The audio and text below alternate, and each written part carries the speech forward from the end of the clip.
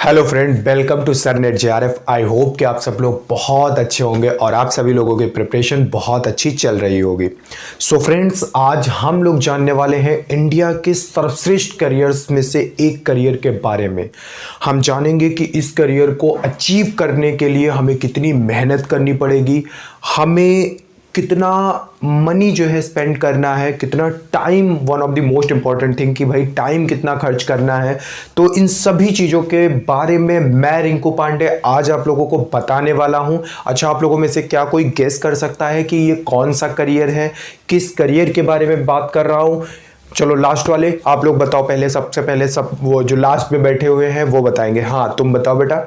जी बिल्कुल सही, नेट और जेआरएफ के बारे में हम आज डिस्कस करने वाले हैं कि भाई ये नेट और जेआरएफ एग्जामिनेशन होता क्या है और कौन ऐसे स्टूडेंट्स हैं जो इस एग्ज़ाम में अपीयर हो सकते हैं, इसकी मिनिमम एलिजिबिलिटी क्या होती है, एज रिलैक्सेशन क्या है, क्या कोई रिजर्वेशन भी होता है, या फिर एग्ज़ाम पैटर्न के बारे में, या एग्ज़ाम सिलेबस के बारे में, या एग्ज़ाम कैसे होता है, कब कब एग्जाम होता है, और सबसे बड़ी यानी कि सबसे इंपॉर्टेंट चीज दैट इज द कि इसके बाद यानी नेट या जेआरएफ अगर हम क्वालिफाई हो जाएंगे तो उसके बाद हमारे करियर अपॉर्चुनिटीज कौन कौन सी हैं या हम क्या कर सकते हैं। तो इन सभी क्वेश्चंस के आंसर आज इस वीडियो में मैं आपको देने वाला हूं। उससे पहले जान लेते हैं कि भाई ये नेट जेआरएफ होता क्या है। तो नेट मतलब नेशनल एलिजिबिलिटी टेस्ट, जेआरएफ मतलब जूनियर रिसर्च फेलोशिप।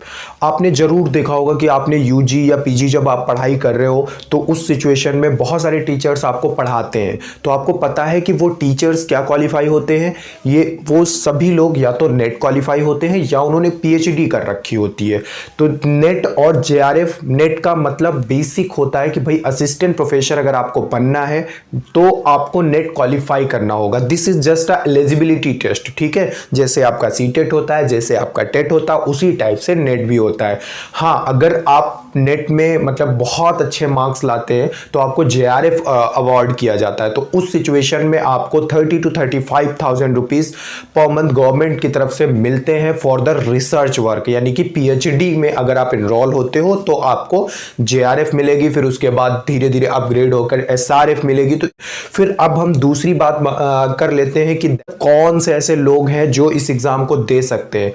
तो अगर आपने यूजी प्लस पीजी यानी कि अगर जैसे आप बीए के स्टूडेंट हो तो आपने बीए कर रखा है और उसके बाद, हाँ बोलो बोलो बेटा, एमए। जी सर, तो एमए कर रखा है तो 2 साल मतलब 3 साल का यूजी डिग्री और इसके बाद 2 साल का पीजी डिग्री। हालांकि अब जो एनटीए ने रूल निकाला है वो ये है कि अगर आपने एमए फर्स्ट ईयर में आप हैं तो भी आप इस एग्जाम में अपीयर हो सकते हैं, ठीक है। इसके अलावा यहाँ पर रिजर्वेशन भी दिया जाता है। रिजर्वेशन मीन्स 55% अगर आप जनरल कैटेगरी में हो तो आपके लिए, और अगर आप अपार्ट फ्रॉम जनरल हो यानी ओबीसी एससी एसटी में आते हो तो आपको सिर्फ 50% पर भी आप इस फॉर्म को फिल कर सकते हो।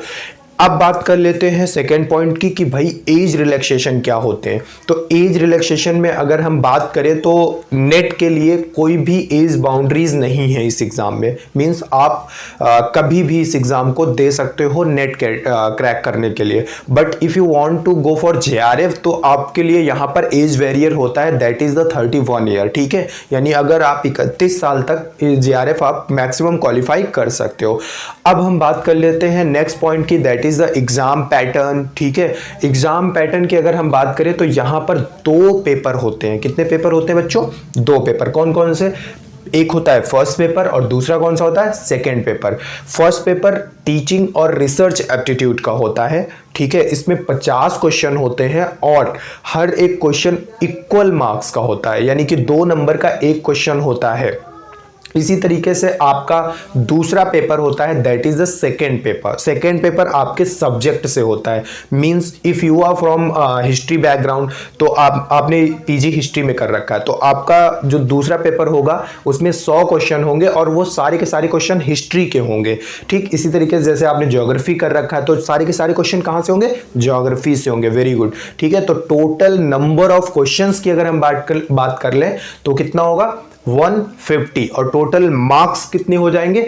इंटू 2 कर दीजिए, 300 मार्क्स का आपका पूरा पेपर हो जाएगा, ठीक है। क्लियर? जी सर। अब हम आगे बढ़ते हैं।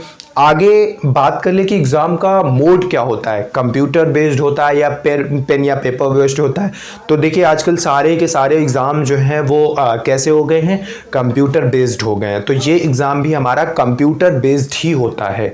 नेक्स्ट पॉइंट हमारा आता है दैट इज़ द सिलेबस। ठीक है कि भाई ये सिलेबस क्या होता है। तो मोस्टली अगर हम पेपर फर्स्ट की बात कर लें, ठीक है, जो इसको हम टीचिंग एंड रिसर्च एप्टीट्यूड बोलते हैं, तो बेसिकली इसमें आपकी टीचिंग आर्ट के बारे में कि भाई आपके अंदर कौन कौन सी ऐसी एबिलिटीज़ हैं जो आप स्टूडेंट के सामने प्रेजेंट कर सकते हो। ठीक है, तो उस टीचिंग एप्टीट्यूड के बारे में पूरा डिटेल्ड होता है। इसमें basically teaching aptitude, research aptitude, reasoning ability, reading comprehension, ठीक है, और डेटा इंटरप्रिटेशन, और इसके अलावा जनरल नॉलेज से रिलेटेड बहुत सारी चीज़ें जैसे कंप्यूटर, ठीक है, पीपल डेवलपमेंट एंड एनवायरनमेंट। तो ये सारी चीज़ें जो होती हैं रहती हैं आपके पेपर फर्स्ट में। ठीक है, अपार्ट फ्रॉम दैट अगर हम पेपर 2 की बात कर लें तो पेपर 2 का सिलेबस हर एक सब्जेक्ट का अलग अलग होता है। मतलब आपका अगर जैसे उर्दू सब्जेक्ट है या इंग्लिश है तो उस हर एक सब्जेक्ट का अलग है। मैं इसके लिए लिंक जो है डिस्क्रिप्शन में रख दूंगा, तो आप वहां से डाउनलोड कर सकते हो कि क्या चीज़ें हैं, और अपने सब्जेक्ट के अकॉर्डिंग आप अपना सिलेबस डाउनलोड कर सकते हो।